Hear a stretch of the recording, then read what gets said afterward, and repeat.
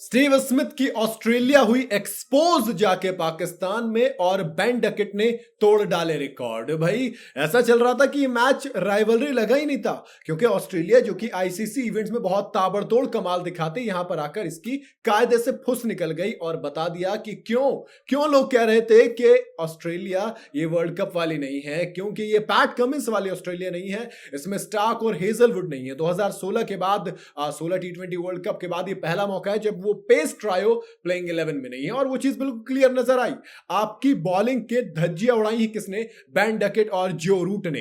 पहले 2 विकेट जल्दी गिर गए, और पहला विकेट जो फिल सॉल्ट का था वो एक्चुअल में कमाल का कैच था। वैसे मैच तो बहुत ज्यादा ड्रामेटिक था, क्योंकि ऑस्ट्रेलिया और इंग्लैंड का मैच था।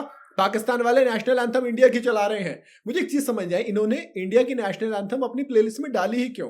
भाई हमने तो जाना ही नहीं ना पाकिस्तान खेलने के लिए, तो आपके डीजे वाले कर क्या रहे हैं? इनके डीजे वाले बाबू भैया हैं बेकार। खैर बेकार की बात आएगी तो ऑस्ट्रेलिया की बॉलिंग याद आएगी आज। बेन डकेट एक तरफ खड़े रहे, जेमी स्मिथ आए, एक छोटा सा 13 बॉल में 15 रन की पारी खेली, आउट हो गए। बेन डोरिश ने दोनों विकेट क्लेम किए। हालांकि जो एलेक्स केरी वाला विकेट था वो कमाल था, और दोनों कैच जो एलेक्स केरी ने पकड़े वो अच्छे थे।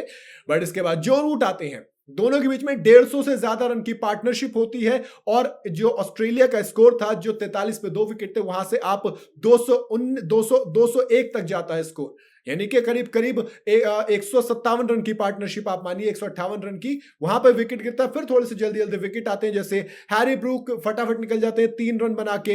हाँ, जॉस बटलर कैप्टन थोड़े टिके, 23 बॉल रन बना के वो गए, एक छक्का एक चौका उन्होंने लगाया। बट स्टैंड आउट पारी रहेगी बेन डकेट के दोस्त, 143 बॉल 165 रन, और इंग्लैंड की तरफ से ये चैंपियंस ट्रॉफी में सबसे बड़ा स्कोर है। 3 छक्के लगे इस पारी में और 17 चौके।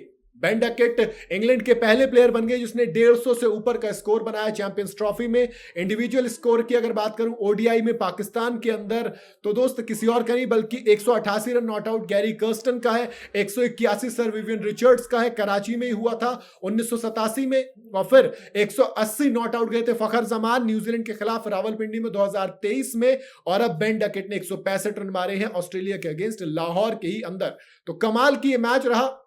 इसके अलावा जब आप स्कोर की बात करते हो, मैंने बताया कि 165 जो है ये इंग्लैंड की तरफ से सबसे बड़ा है।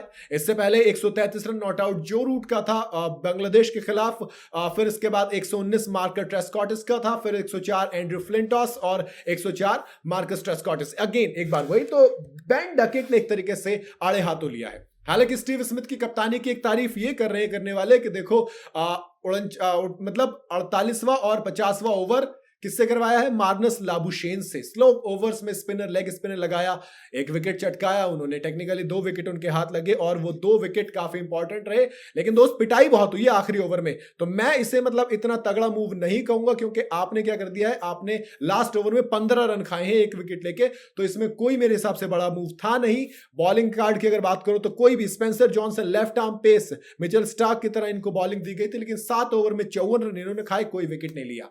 बेन डोरिश के 10 ओवर में 66 रन देके 3 विकेट जरूर चटके। नाथन एलिस अगेन 10 ओवर में 51 रन, कोई विकेट नहीं। ग्लेन मैक्सवेल ने 7 ओवर में 58 रन देके 1 विकेट चटकाया, अगेन महंगे 8.5 के करीब की इकोनॉमी। एडम जैम्पा 10 ओवर में 64 रन 2 विकेट, और ब्रेक थ्रू दिलवाया था जो रूट वाला।